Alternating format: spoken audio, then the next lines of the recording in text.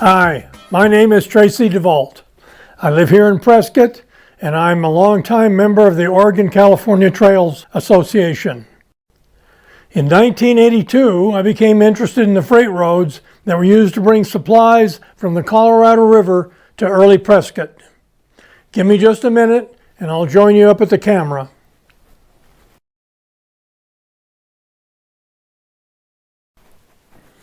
Hi again. We're going to fast forward to the late 1990s. A group of local area history enthusiasts decided to research and map the freight roads that supplied early Prescott. The group called itself the Historic Trails Committee, or HTC for short. Trail mapping means following evidence of early wagon travel, recording the locations of that evidence using Global Positioning System or GPS technology, and finally plotting the locations of that evidence on USGS topographic maps. We'll learn more about trail mapping further on in this video, but first a little history. In 1863, the Joseph Walker Party wandered into the Prescott area looking for mineral wealth, primarily gold. The group found placer deposits on Lynx Creek. Very quickly they realized that if they were going to continue to work in the area, they would need a reliable source of supplies. The closest supplies were at river ports located along the Colorado River where it borders western Arizona. Supplies headed for these ports would be shipped on ocean-going vessels from San Francisco around the tip of Baja California and up the Gulf of California to the mouth of the Colorado River. There, at Port Isabel, the supplies would be transferred to paddle wheel steamers for shipment up the river. Roads from two of these river ports were open to Prescott. The lower river port was located at La Paz, the site of recent placer gold strikes. The upper port was located at Hardyville. This map shows the routes of the two roads that were used to transport goods from the Colorado River to Prescott. At first, supplies were brought to Prescott on pack mules.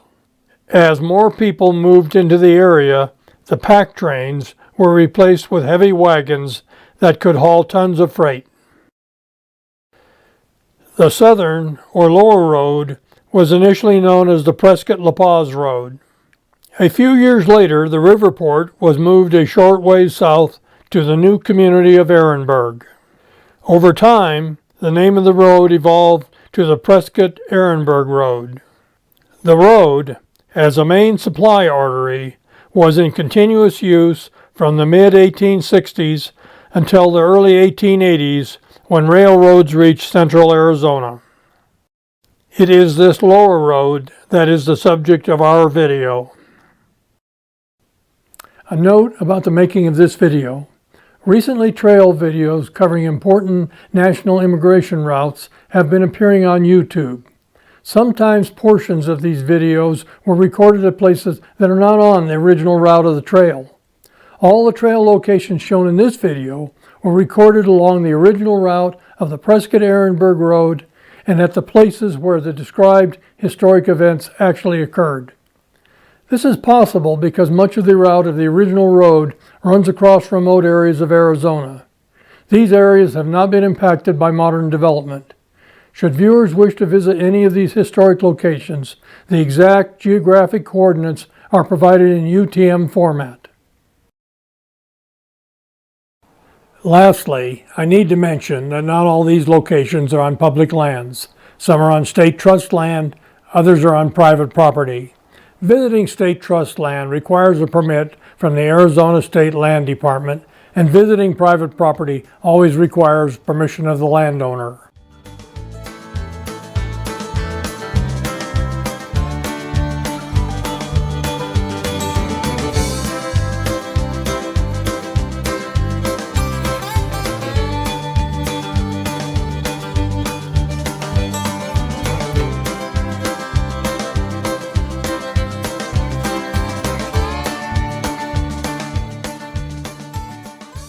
We're here along the Colorado River at the site of La Paz. In January of 1861, mountain man Pauline Weaver found gold nuggets in washes near here. Very shortly, a gold rush was underway. Soon there were over 1,500 prospectors living and working the placer strikes. The town of La Paz was quickly established to serve the needs of the prospectors. Although it began as a mining town, La Paz soon offered many of the amenities found in larger cities. Saloons and general stores were quickly established, and eventually a wide variety of businesses flourished, including 4 bakeries, 2 breweries, several restaurants, and a bathhouse. Gambling was the major recreation, but professional entertainment was occasionally available. Hi, I'm Roseanne Tompkins. I'm a member of the Southern Trails chapter of the Oregon-California Trails Association. I helped organize the chapter's effort to map the Southern Immigrant Trail. My husband and I introduced the use of GPS technology, satellite imaging, and computer-based trail mapping to the Southern Trails chapter. For years before the La Paz gold strike, paddle wheel steamers provided goods to a number of communities along the river. La Paz soon became one of the ports supplied by river steamers. One of La Paz's leading citizens was Charles O. Cunningham. Cunningham arrived in La Paz in June of 1862. He was quickly involved in a number of copper, silver, and gold mining operations. In addition, Cunningham took part in local politics and other civic functions. We'll hear more about Charles Cunningham in an upcoming segment on Bell's Canyon. In 1863, Joseph Walker and a party of prospectors discovered gold along Lynx Creek near where the city of Prescott now stands. Very quickly, numbers of the Walker party began making trips to La Paz to obtain supplies for the miners working in the Prescott area. Several of these early freighters formed shipping companies that picked up supplies at La Paz and delivered them to Prescott, Wickenburg, and other cities in north-central Arizona.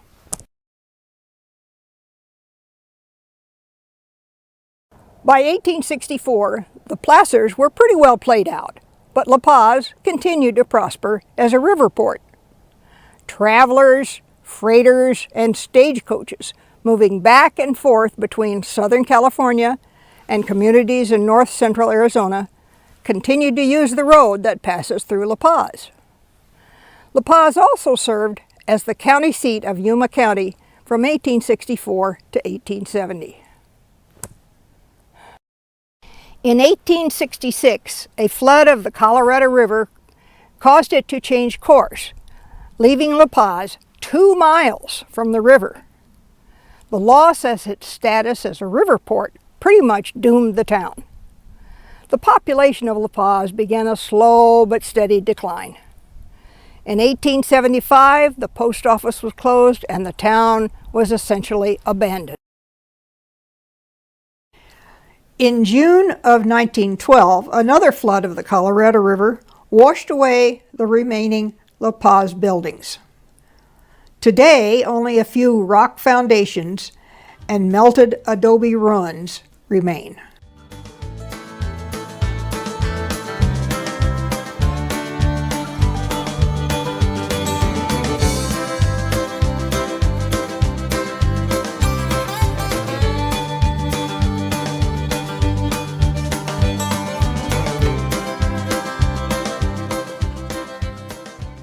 Hi, my name is Judy DeVault.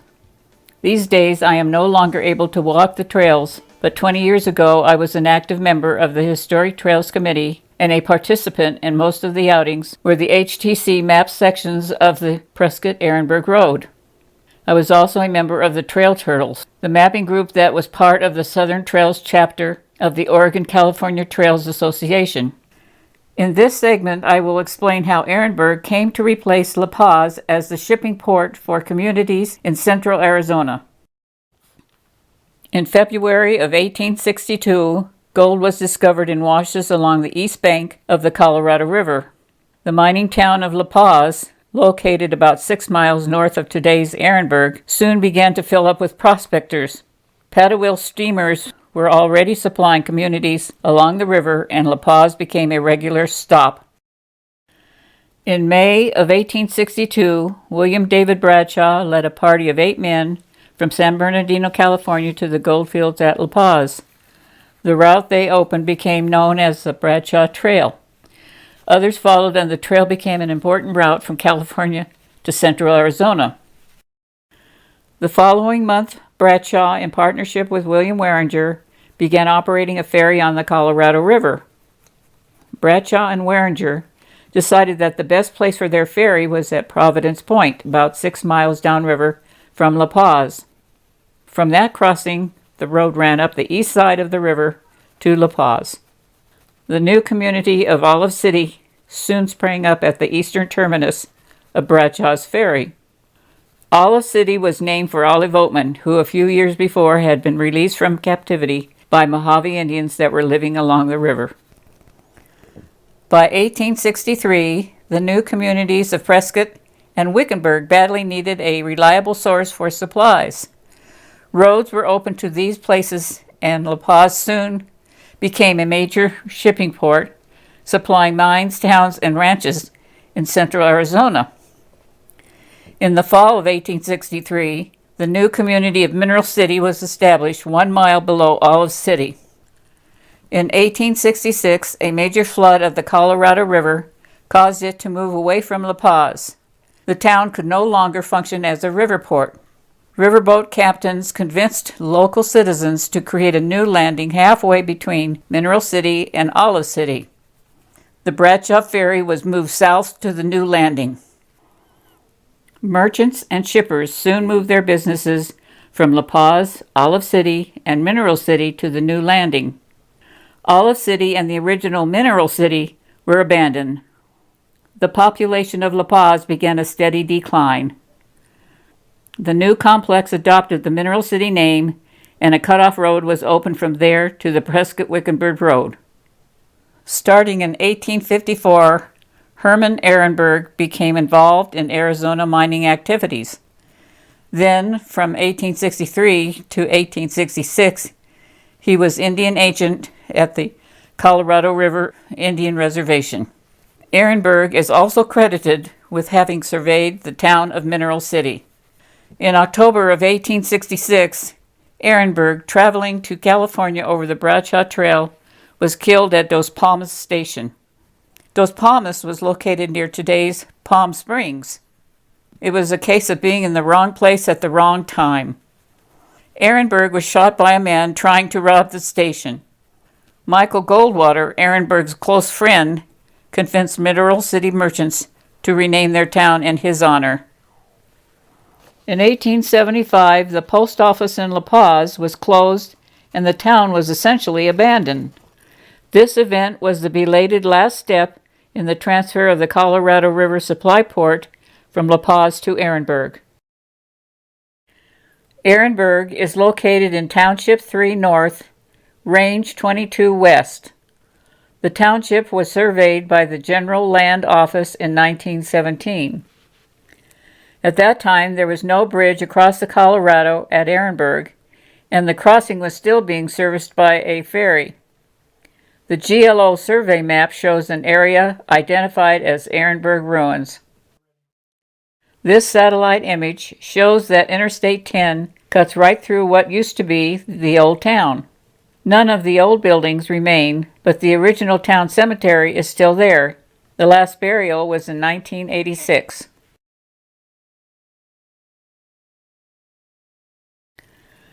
Most of the people interested in Arizona history have read Martha Summerhay's wonderful book, Vanished Arizona.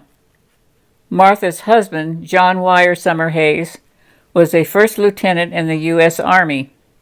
During the mid-1870s, they were stationed at several military posts in Arizona.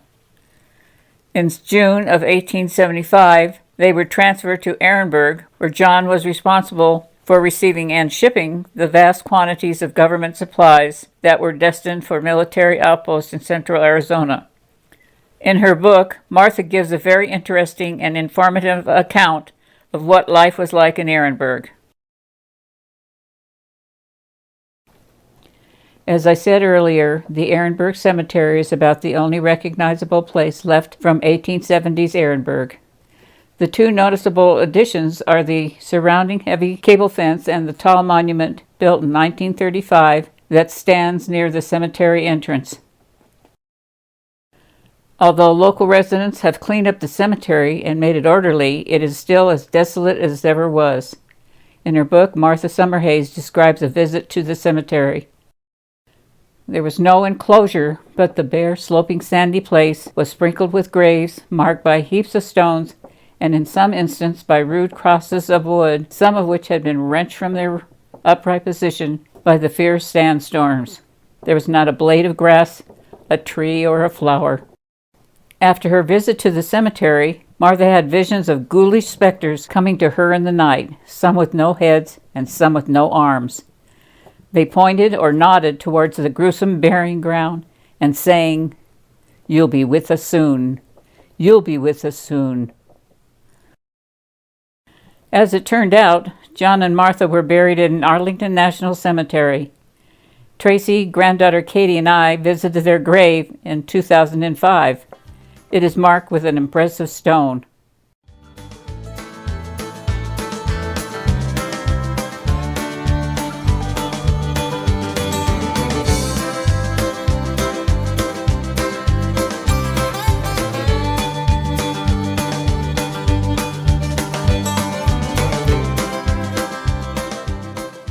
We're flying low over a section of what is today known as Tyson's Wash. This section is about 4 miles below the present town of Quartzsite.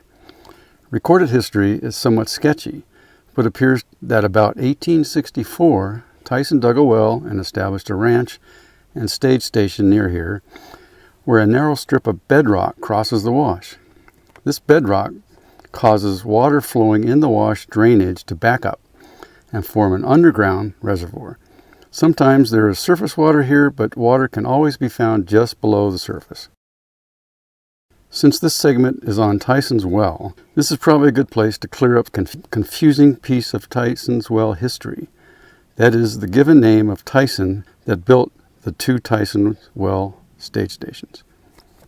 In a number of modern references, he is referred to as Charles Tyson. However, recent research has revealed that the builder and operator of the 2 Tyson's Well stations was most likely Joseph Tyson. Joseph Tyson was born about 1827 in Pennsylvania. He moved to California during the 1849 to 1850s gold rush, where he became a prominent local businessman, mining expert, and lawyer.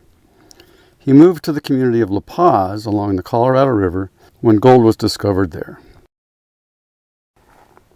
In the mid-1860s, there was a small, short-lived community located here. The community, sometimes called Los Pozos, Spanish for the wells, was located along the Prescott-La Paz Road, about 17 miles east of the Colorado River.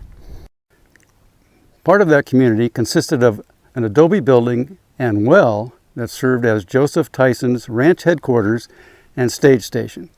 The well and station served travelers along the Prescott-La Paz Road. Also located here was a small trading post owned by a fellow known as Solomon, or Black Soul. Soul's trading post served passing troops, freighters, and the few prospectors that lived and worked the gold mining claims in the area. By 1864, in addition to the trading post and stage station, there was a small cluster of adobe houses and about 14 residents, and according to the census, that was 14 male voters.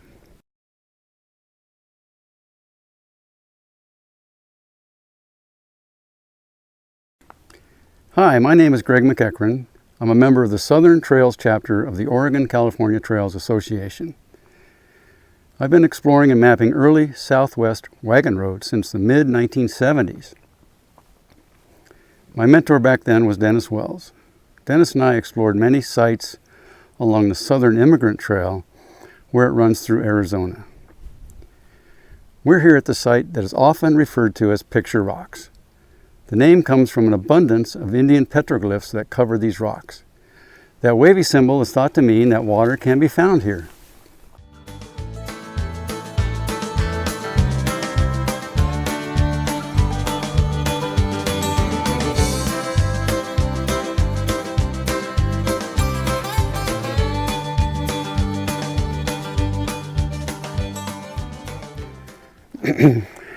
In 1908, a newspaper article, Arizona pioneer Charles Ginung described stopping at Black Soul's store on his way to California. Ginung kept a diary in which he noted that his trip was in August of 1866. In January of 1867, when he was returning to Prescott, he learned that Los Pozos, the community including Solomon's trading post, stage station, had been totally washed away by a sudden flood along this wash. Ginung also reported that as a result of this disaster, Tyson had relocated a few miles north along the same wash, dug a new well, and was in the process of constructing a new station building. As an aside, early residents often reported that when Solomon's store was lost in the flood, he also lost an iron safe containing gold and jewelry worth a large sum of money. The story goes on to say that every winter in the next 15 years, the Solomon family returned to the Los Pozos area and searched for the safe. Apparently, it was never recovered. We've moved north several miles to the location of the second Tyson well and stage station. The station was located in what is now downtown Quartzsite. The historical marker next to me marks the actual location of the original well. For many years, the community that grew up around Tyson's second stage station was called Tyson's Well. The station building was located across the main street on the grounds of the Quartzsite Historical Society's headquarters and museum. This modern museum building encloses a major portion of the original stage station's adobe structure. Let's go over there now.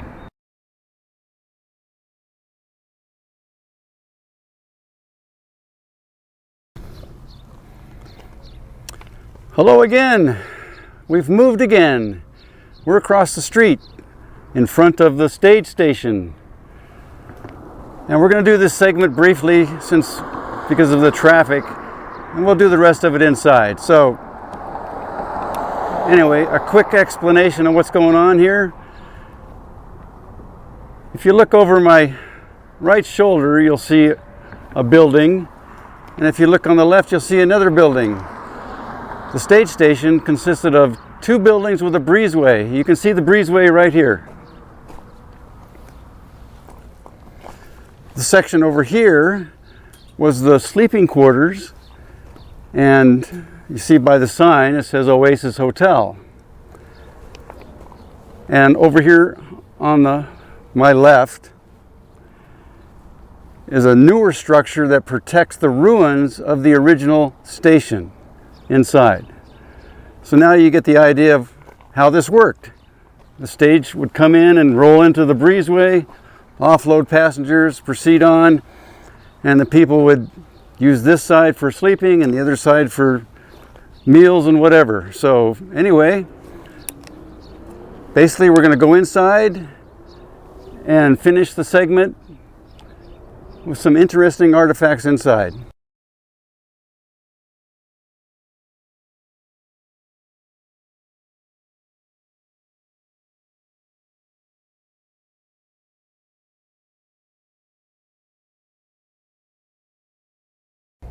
Hello again. We've moved again. Now we're at the entrance to the museum at the stage station. This modern museum building encloses a major portion of the original station's adobe structure. With me is Lynn Stimson, president of the Quartzsite Historical Society. Welcome. Thank you, Greg, for coming. My name is Lynn Stimson. I have lived in Quartzsite since 1995, and in about 2011, friends said, you ought to go join the museum, and I It's the best thing I ever did. I love our museum, and belonging to the Quartzsite Historical Society and the people that work so hard to keep this museum open. And thank you for coming today. You're welcome.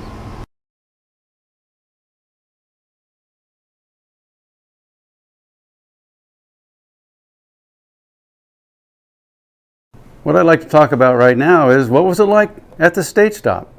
Well, we have some history.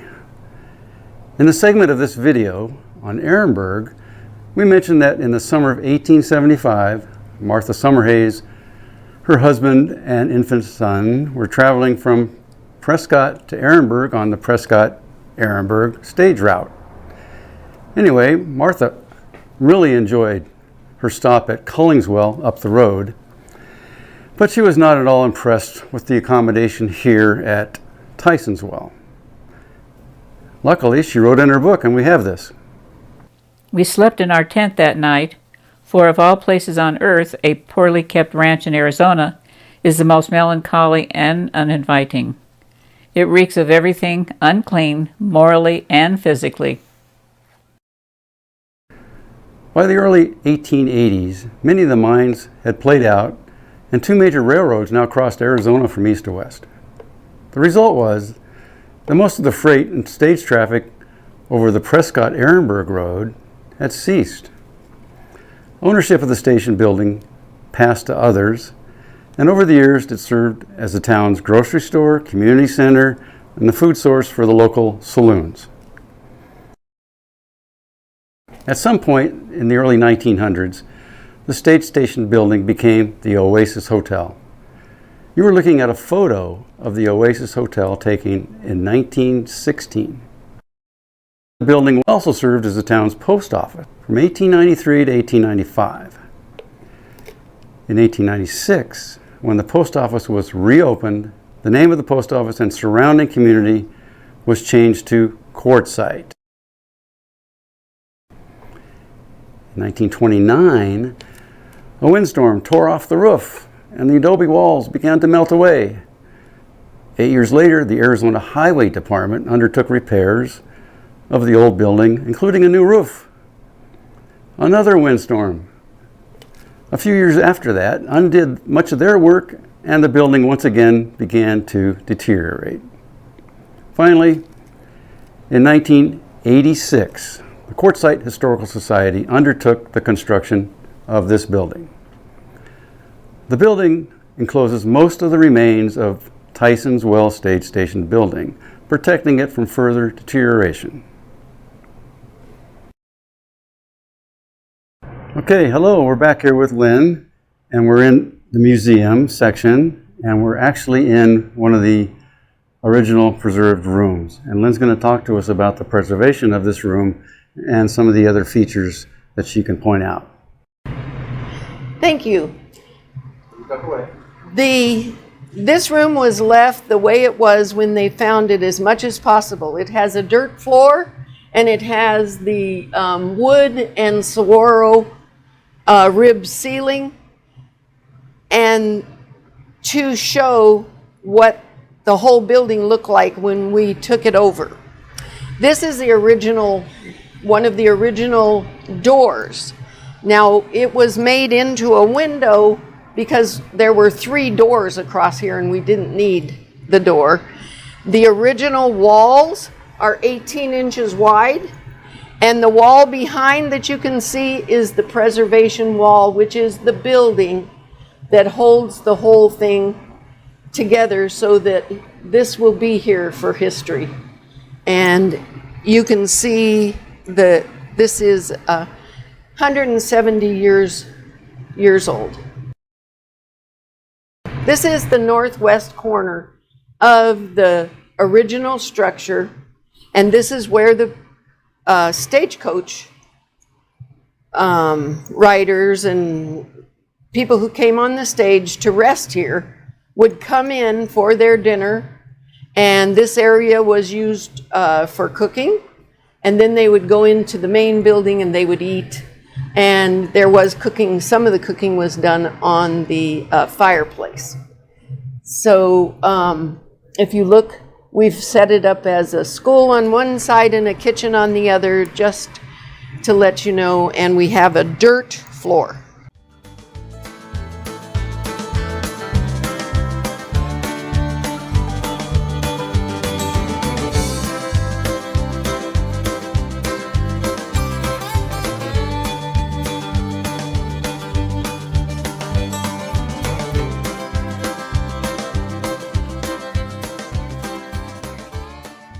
We're heading north across McMullen Valley to the site of Culling's Well and Stage Station. Centennial Wash runs more or less down the center of the valley. The well is located just south of the wash and near the western end of the valley. We're looking east into the valley. If the terrain looks desolate today, imagine what it must have looked and felt like to travelers in the 1860s when Culling's Well was the only water for tens of miles in either direction.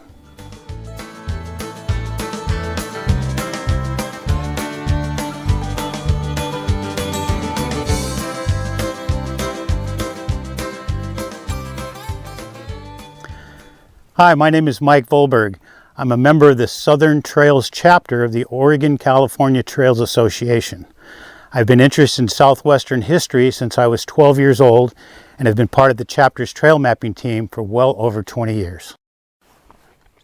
These piles of rocks were made to look like graves.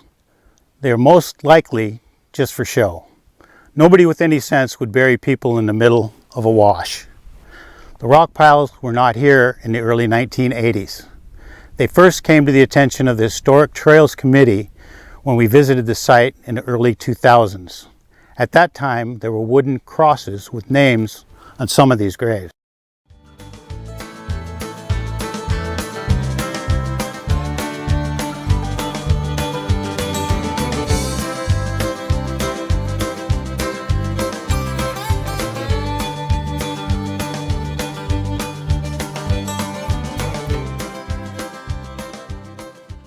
Our story starts with Charles C. Culling, who was born in 1825 in England. He arrived in Arizona about 1864, drawn as many others were by the lure of gold. He spent his first few months in Arizona City, now called Yuma. He then moved to La Paz, and then moved again to Vulture City near Wickenburg. Culling soon became aware of the steady stream of stage and freight traffic between the Colorado River and the central Arizona cities of Prescott and Wickenburg. In late 1865, he decided to establish a watering place just west of the fork where the road branches to these two cities.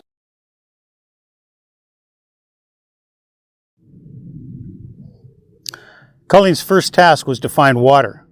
On his second attempt at digging a well, Culling and his crew hit water right here at 240 feet. The location became known as Culling's Well.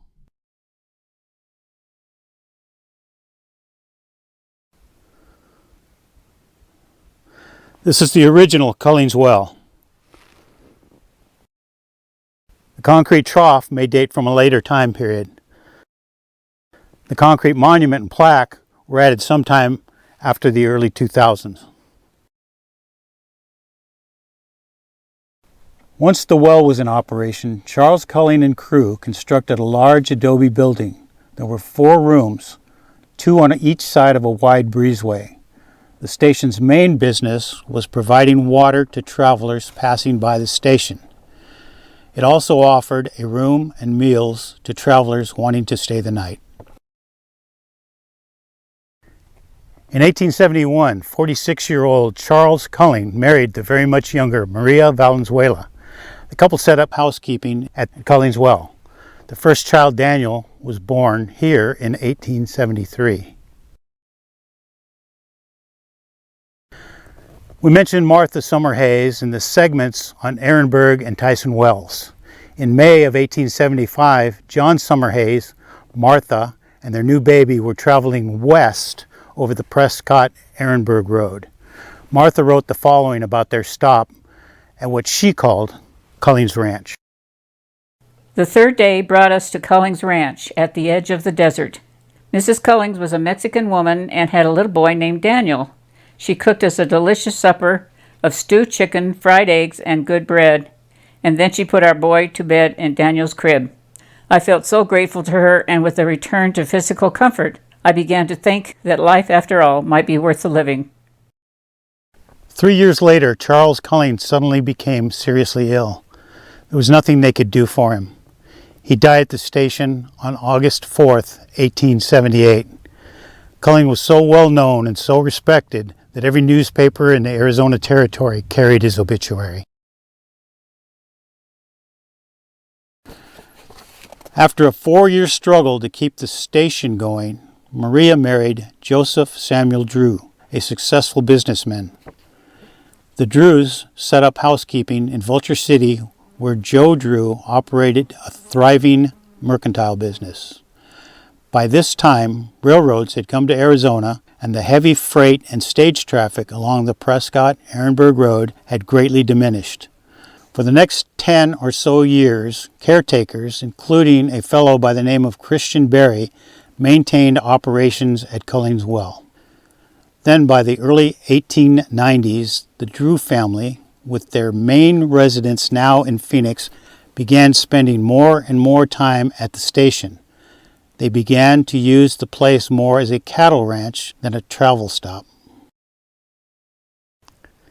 Men on foot often traveled back and forth over the Prescott-Ehrenberg Road.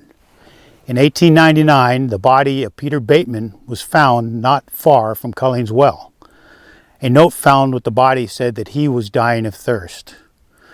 One night, not long after that, a young German lad came staggering into the station. He too was nearly dead of thirst. He told Joe Drew that he had given up. However, when nightfall came, he saw the station lights in the distance. This gave Joe an idea. He rigged a lantern to a tall pole attached to the station building. Every night, he would light and raise the lantern. It could be seen for a very long distance across the flat desert. From this time on, Culling's Well was often referred to as the lighthouse in the desert.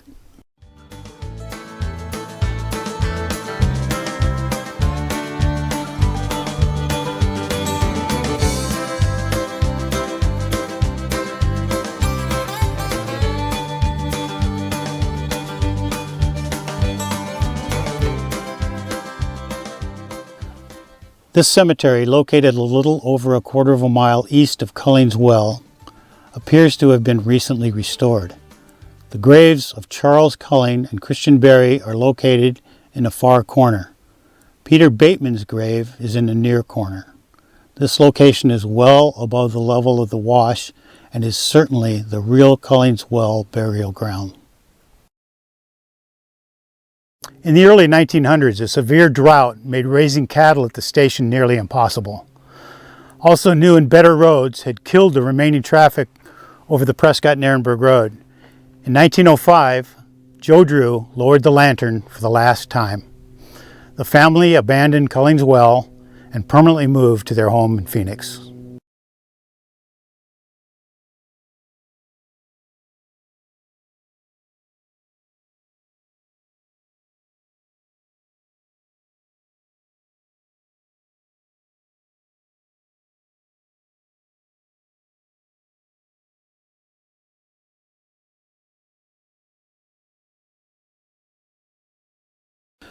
Today the station buildings are all gone. The well, though mostly filled in, is still visible.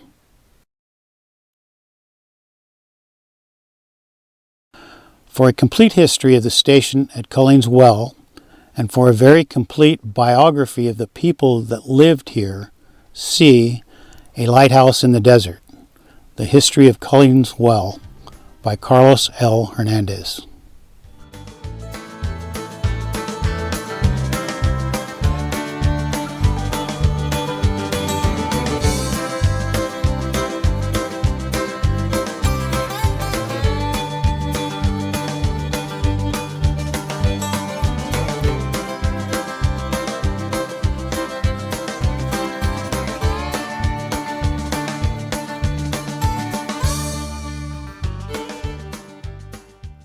In the spring of 1867, a military camp was established along Date Creek in central Arizona near the junction of three roads: the roads heading south from Prescott, the road heading west from La Paz Ehrenberg, and the road heading north from Wickenburg. The camp was initially called Camp McPherson, but later the name was changed to Camp Date Creek. The primary assignment for soldiers stationed at the camp was providing safe escort for travelers over the Prescott-Ehrenberg Road. From time to time, patrols from the camp tried to track down Indians that had been involved in attacking travelers. This was very hard work, and the patrols weren't very effective in these assignments. The camp also served as a temporary reservation for the Yavapai Indians that generally lived between Camp Date Creek and the Colorado River. The camp's main buildings were laid out in a square around a parade ground. Corrals were located north of the parade ground, and a few more buildings, including the commissary, were located further north and fairly close to Date Creek. Most of the buildings at Camp Date Creek were adobe with the exception of one wood frame building and the commissary building, which was made of local lava stone. Today nothing is left of these buildings except some partial walls of the commissary building.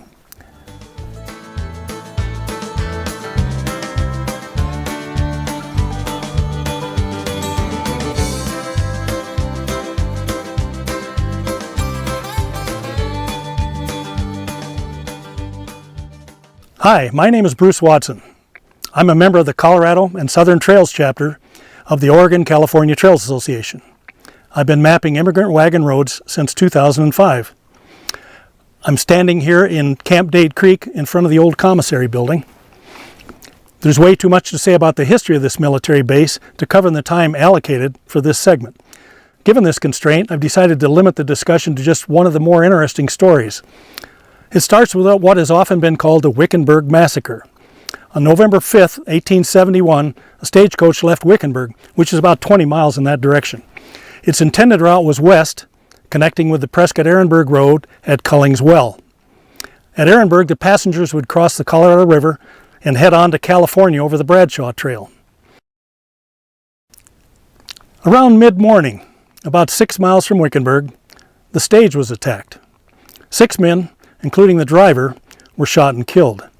Among those killed was Frederick Wadsworth Loring, a young but already famous writer from Boston. 2 passengers, William Kruger and Molly Shepard, though wounded, managed to escape and tell what happened. The death of Loring was international news and was covered in newspapers across the country and as far away as England and Germany. Lieutenant Colonel George Crook, then head of the Arizona military, immediately began an investigation into the perpetrators of the Wickenburg Massacre. Friendly Hualapai Indians told Crook that the Indians were involved in the stage attack were Yavapai, and they were living among the Indians on Date Creek Reservation. They also warned Crook that if he went there, these same Indians planned to come to his quarters under the pretext of talking, and during the customary smoke, one would pull a gun and try to kill him.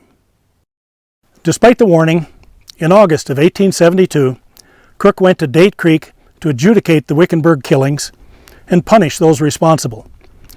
Not waiting for the Indians to set up their ambush, Crook called his own council. He didn't bring an escort of soldiers, but he had a dozen fully armed packers hovering nearby ready for action. When all were seated for the council, the Apache leader, Ocho Kama, rolled and lit a cigarette. Just then another warrior produced a carbine, but as he fired, Lieutenant William Ross, Crook's aide-de-camp, struck the warrior's arm and deflected the shot. Bedlam erupted. Other Yavapai pulled out weapons, and the packers jumped in with revolvers blazing. 7 warriors were slain, and 4 whites were wounded. Many of the Indians, including Ocho Kama, fled into the mountains. Lieutenant Colonel Crook had come through alive, but many of the perpetrators of the stage attack had gotten away. Later in September that year, and coming from northern camps to allay suspicion, a large patrol was led by Colonel Julius Mason. The patrol, guided by Hualapai scouts, found the runaway Yavapai encamped at the head of the Santa Maria River. Mason's patrol attacked the Yavapai encampment, and over 40 Indians were killed. Many of the remaining area Yavapai returned to Camp Date Creek and agreed to settle into reservation life. In May of 1873, the Camp Date Creek Yavapai were transferred to the Verde Reservation. From that time on, travel over the Prescott to Ehrenberg Road was considered safe. On September 1st of 1873, with nothing left to do, the camp was ordered closed.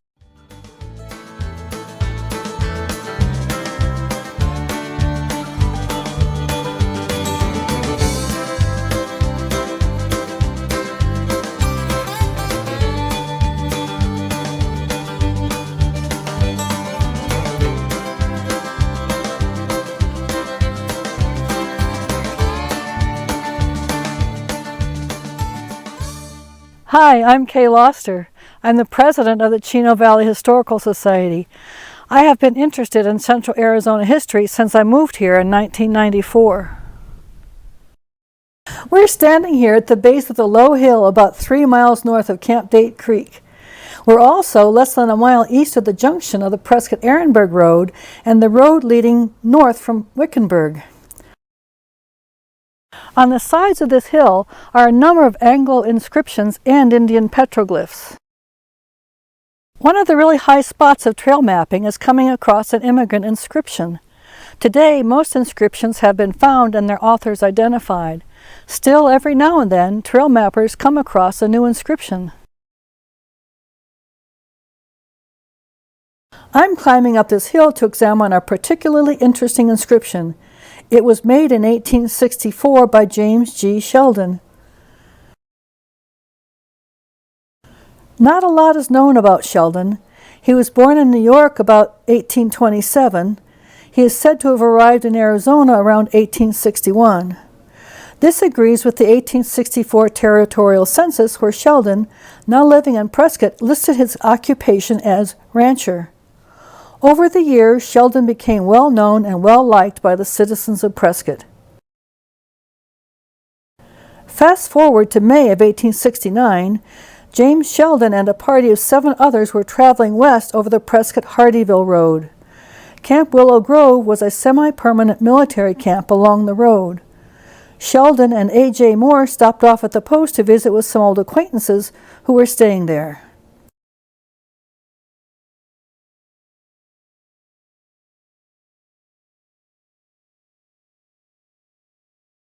In late afternoon, Sheldon mounted his horse and started for his party's evening camp. Shortly after dark, Moore did the same thing. When Moore arrived at the camp, he learned that Sheldon had not shown up. The next morning, Moore and the others retraced their route back to Camp Willow Grove. They discovered Sheldon's body and his dead horse off to the side of the road. Indians had stripped the meat off of Sheldon's horse and packed it off.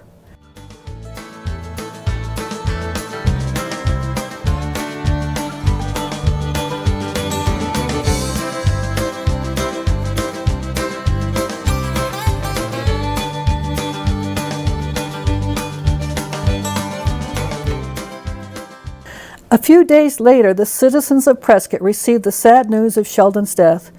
Today, one of Prescott's main streets is named for James G. Sheldon.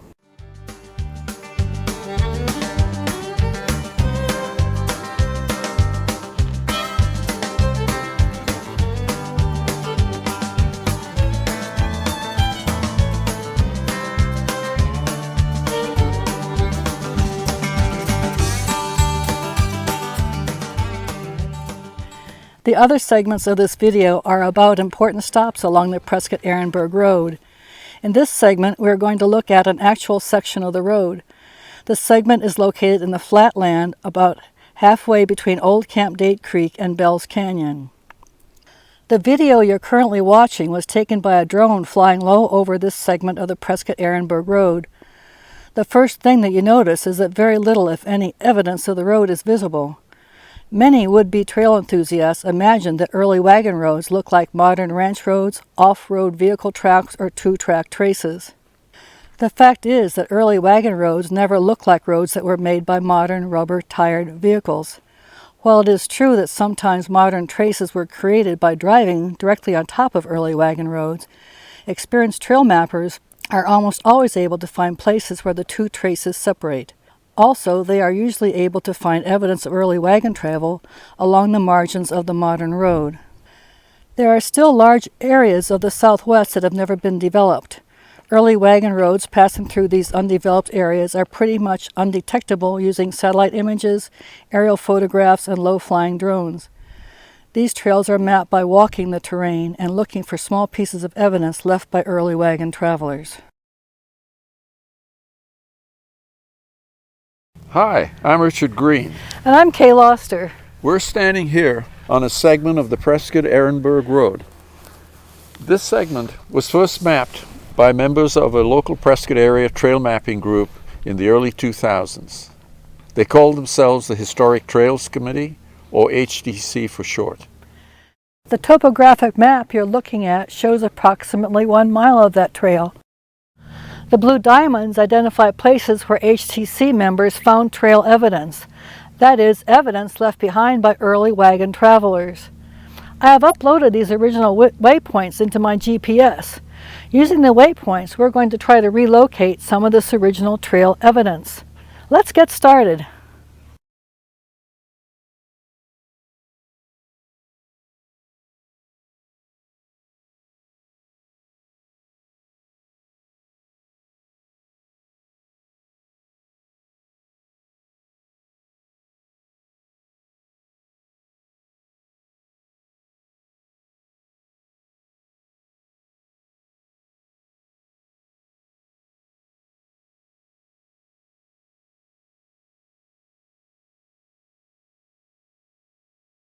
Hey Kay, look what I found. Looks like a horseshoe. Actually, it's a mule shoe. Mule shoes look a little different than horseshoes. Also, this shoe has cleats. That means it was used on a draft animal. It probably came from one of the large mules used to pull heavy freight wagons. It's not in the waypoints from the earlier mapping effort. I'll take a waypoint and record its location.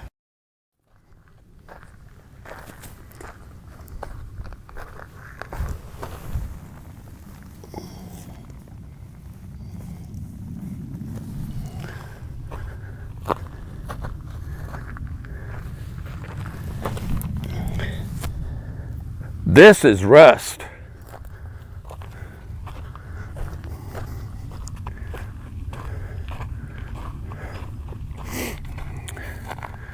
This is what we call a rock with rust.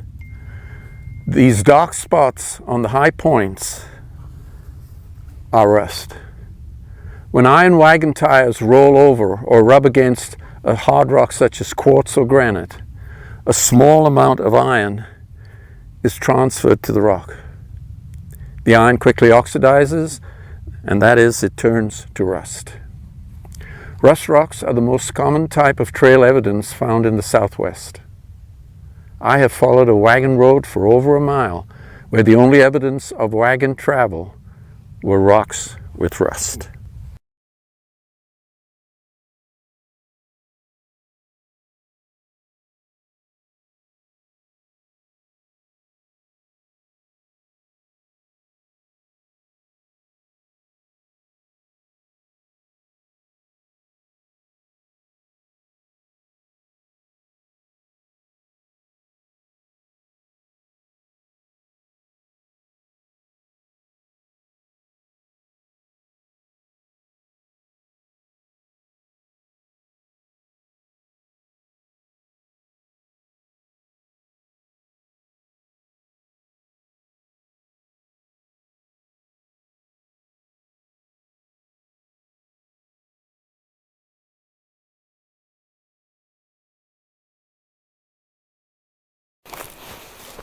Hey Richard, come here.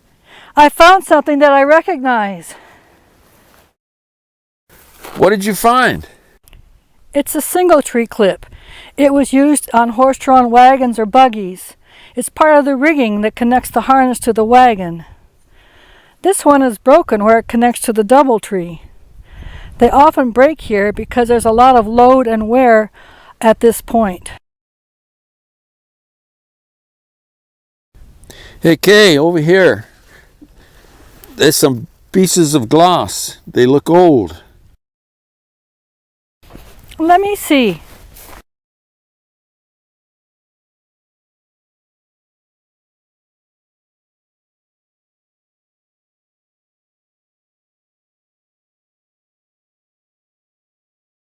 One characteristic of old glass is that it's thick. Another thing you can look for is imperfections in the glass, like air bubbles.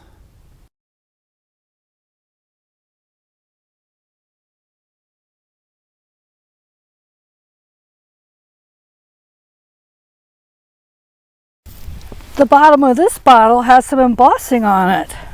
Let me see. Oh, wow. These letters and numbers usually tell what company manufactured the bottle and give some information about the size and mold used to make the bottle.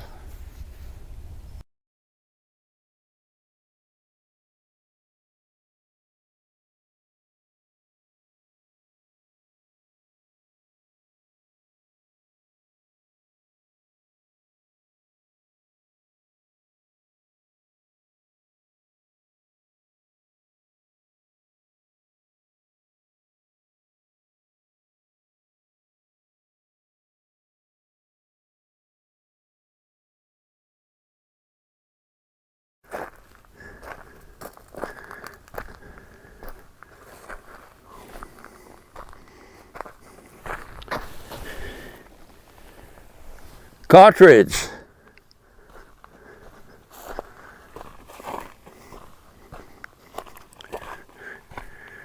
This is a 4570 cartridge case. Over the years, we have found a lot of them along southwestern trails. The 4570 cartridge was used by the U.S. Army in what was called the trapdoor Springfield rifle. The 4570 version was used between 1873 and 1898.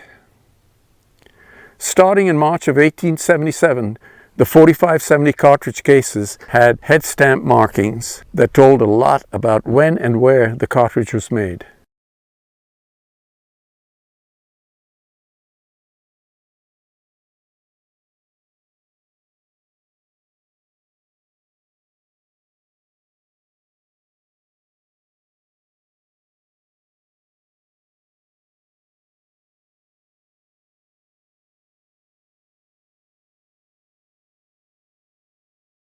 Okay, over here, I found a swale.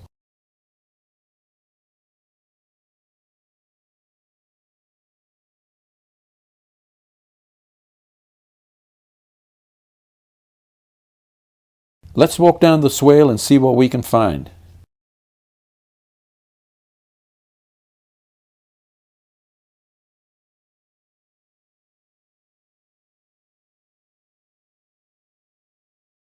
Look at this.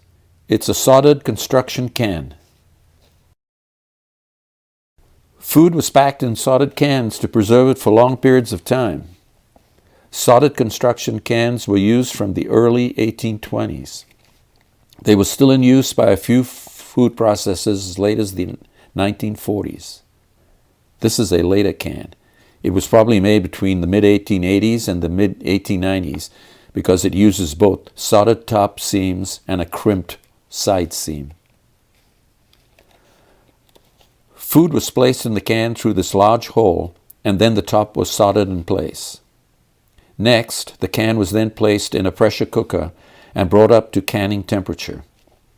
Finally, a drop of solder was placed on this small center hole sealing the can.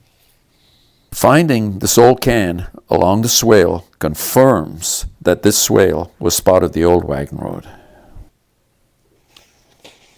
Let's continue down the swale and see what else we can find.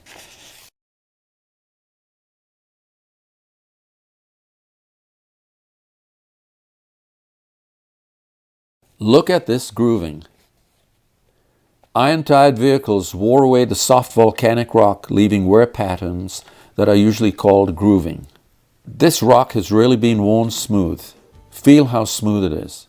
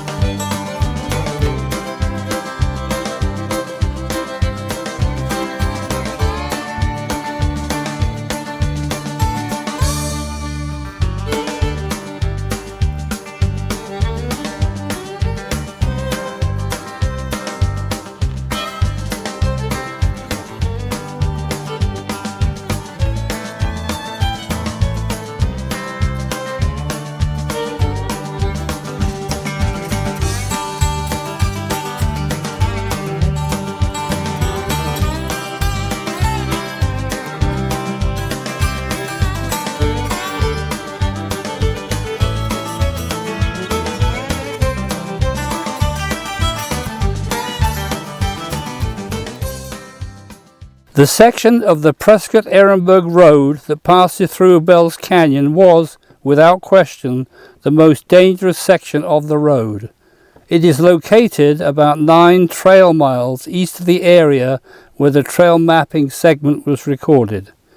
Going east, the road heads up an extended rocky trace and crosses through a pass between 2 low peaks covered with large boulders. Before soldiers under the command of General George Crook were able to subdue the local Yavapai Indians, travelers over the Prescott-Ehrenberg Road were often subject to attack. Attacks near Bell's Canyon usually occurred near the top of the pass. Here the travelers were going their slowest, and the boulders on each side of the trail offered excellent protection for the attackers.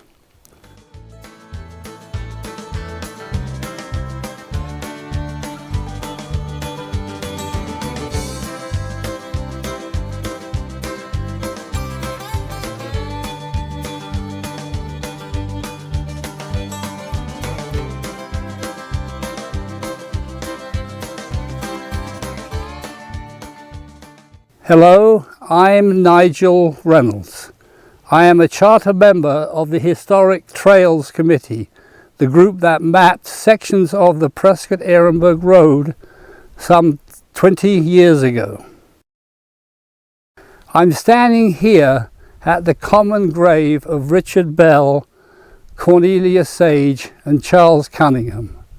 On May the 3rd, 1865, Bell and Sage were heading west from Prescott, and they were attacked very near the top of the pass where we are now. Both were killed. Later that day, Charles Cunningham and Elsie Gray and Charles Borger were traveling east towards Prescott when they were attacked near the pass. You may recall that we mentioned Charles Cunningham in the segment on La Paz. Cunningham was killed instantly. Borger's horse was shot out from under him, but he managed to climb aboard Gray's horse. The two of them were able to make their escape to a ranch west of the pass. The following day, Gray, Borger and 2 others returned and buried Bell, Sage and Cunningham in a common grave. On December the 10th, 1865, a pack train was attacked here and the 2 men were seriously wounded. Then, on November the 17th, 1866, George W. Leahy, Arizona Superintendent of Indian Affairs, and his assistant, a W. H. Evarts, were attacked as they crossed over the pass. The 2 were killed and their bodies were horribly mutilated. They were buried at a common grave near the Bell Sage Cunningham grave, and the actual location of the Leahy Evarts grave has been lost to history. On August the 13th, 1867, 2 soldiers were killed at Bell's Canyon. Over the years, there were other attacks on travelers through the pass. 20 years ago, members of the Historic Trails Committee were shown the location of the Bell Sage Cunningham grave by Curtis Ritter. At that time, their grave was marked by a crushed bucket that had Bell's name written on it. The bucket seems to have disappeared. In 1868, Curtis's grandfather, Jacob Ritter, homesteaded a ranch at Willow Springs. The springs was an important stop on the Prescott-Ehrenberg Road. It was located just a few miles west of Bell's Canyon. In the early 1900s, Jacob Ritter often traveled to Prescott over the Prescott-Ehrenberg Road. He would point out the Bell Sage Cunningham graves to his son Edward Ritter, who was a young man at the time. Years later, Edward showed the location of the grave to his son, Curtis. When the HTC first began to explore this area, the land was part of the Single Six Ranch then owned by Bill Ruger of Ruger Arms fame. Bill's grandson, Kurt Vogel, and his grandson's wife, Billie Jean, managed the ranch. They gave us permission to access Bell Canyon and the trail on both sides of the pass. Today, the Single Six Ranch is part of the Ruger Ranch subdivision. The subdivision is a gated community and one needs to get permission to travel on subdivision roads. Even with access to the Ruger Ranch, there is still a substantial hike necessary to access the pass and the Bell Grave.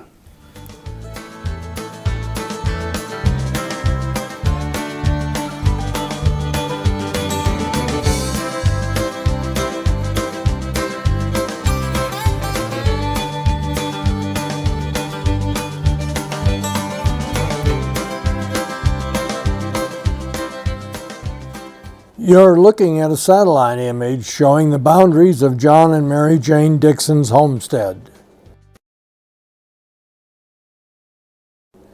The Prescott-Ehrenberg Road passed up the west side of their property. The location of the road, as shown on this satellite image, comes from the 1875 General Land Office survey of this area. The locations of the Dixon Ranch buildings also came from this survey. That small square north of the buildings is the Dixon Family Cemetery.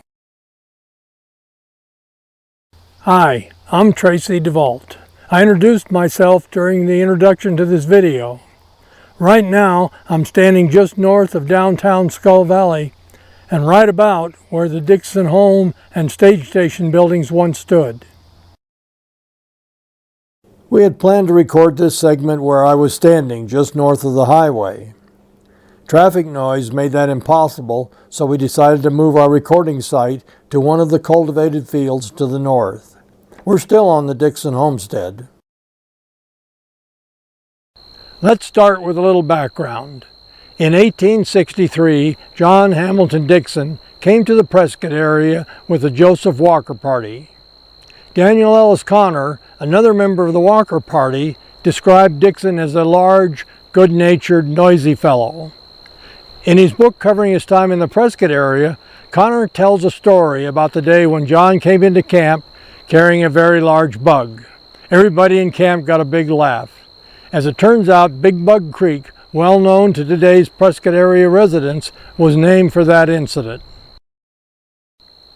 In January of 1864, the Joseph and Margaret Ely family, traveling by covered wagon, arrived in the Prescott area.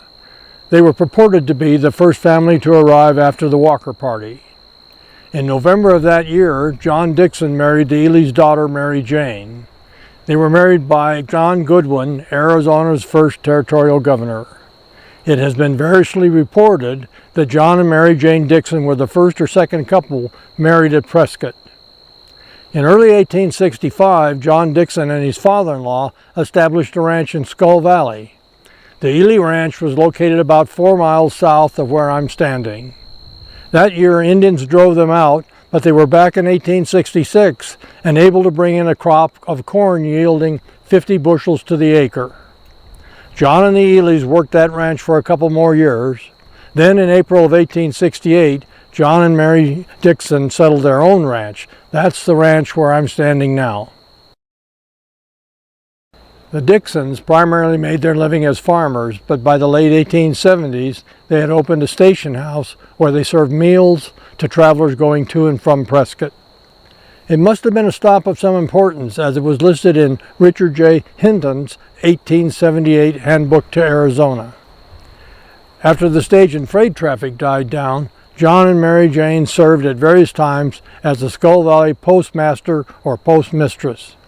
And one time John also served as the town's constable. John died in 1900 and Mary Jane died in 1921. Both were buried in this small community cemetery located on their ranch. It appears that their stones have been lost to time.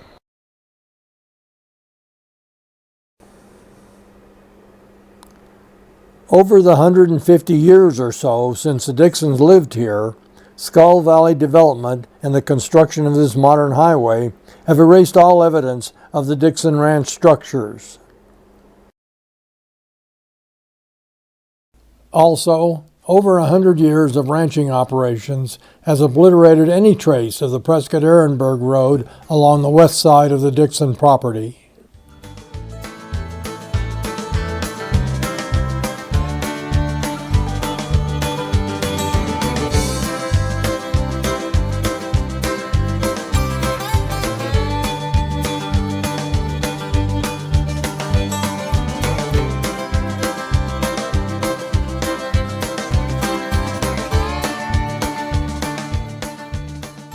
Welcome to the American Ranch, a gated equestrian community located northwest of Prescott. The residents here feel really secure. It was not always this way. Early owners of the American Ranch were ever on guard because of the danger of Indian attacks.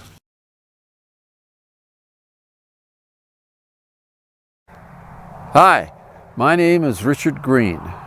I'm a charter member of the Trail Turtles, the trail mapping group that was part of the Southern Trails chapter of the Oregon-California Trails Association.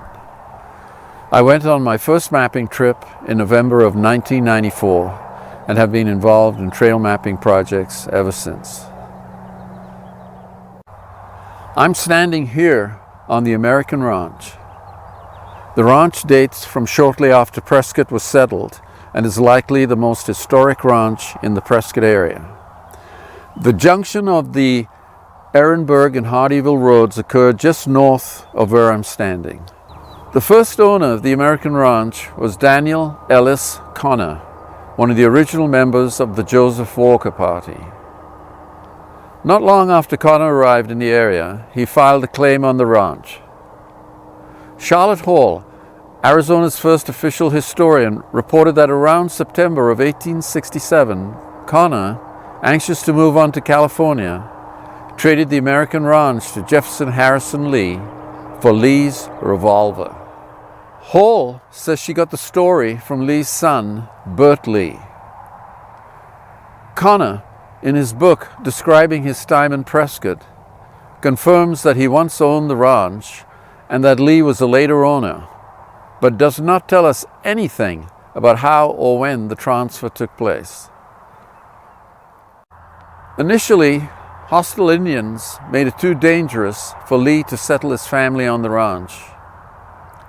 Recognizing, however, that most of the traffic in and out of Prescott passed over his property, Lee built a way station that catered to travelers. Eventually, the threat of Indians dissipated and Lee moved his family onto the ranch. The station soon began to prosper.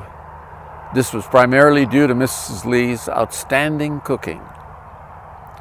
Sometime in the 1870s, Lee decided he needed a larger facility and constructed a two-story station and hotel. Drew Desmond, a Prescott area historian, described Lee Station as the Ritz of stage stops. After the Lee family passed on, the station building began to fall into disrepair. It was eventually bulldozed in the 1960s. In the early 2000s, the American Ranch was subdivided in preparation for a very high-end housing development. Much of the land has been recontoured to accommodate the development, and no trace of the station building remains. We, however, know exactly where the original building once stood because its location appears on the 1872 General Land Office survey of this area. These early surveys are one of the most important tools used by trail mappers. From the American Ranch to Prescott was about 11 trail miles. The road was good and the terrain mostly level. Loaded wagons could easily make the trip in one day.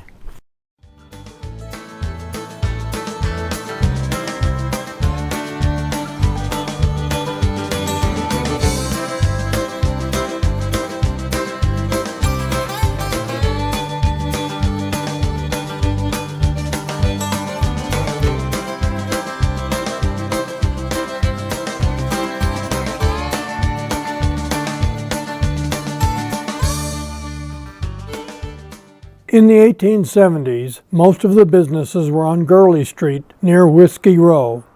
This was generally the freighters' first stop. Once within the town limits of Prescott, there was also a branch to Fort Whipple. Government freighters went directly to the fort. Hi, Tracy DeVault again. We're back in early 1870s Prescott on Gurley Street, exactly where we started this video.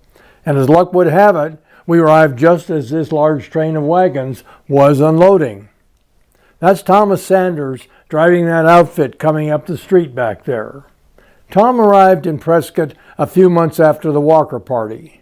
He quickly joined the Miller Brothers freighting operation as a packer. Several years later, Tom established his own freighting business. During his freight hauling career, Tom made a number of trips over the Prescott-Ehrenberg Road. He also freighted over the Prescott-Hardyville Road.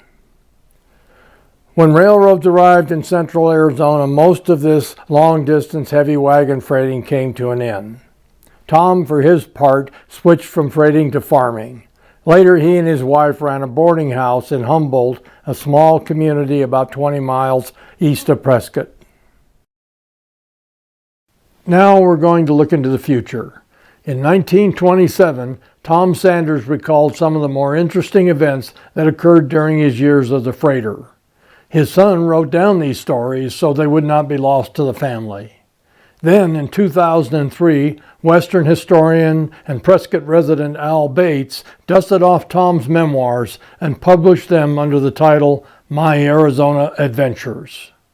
This book provides a unique insight into the day-to-day lives of early Arizona freighters and adds interesting detail to several long-forgotten historic events. This seems like a good place to end our story. However, before I go, I would like to thank my wife and the other mappers of early wagon roads who participated in the making of this video.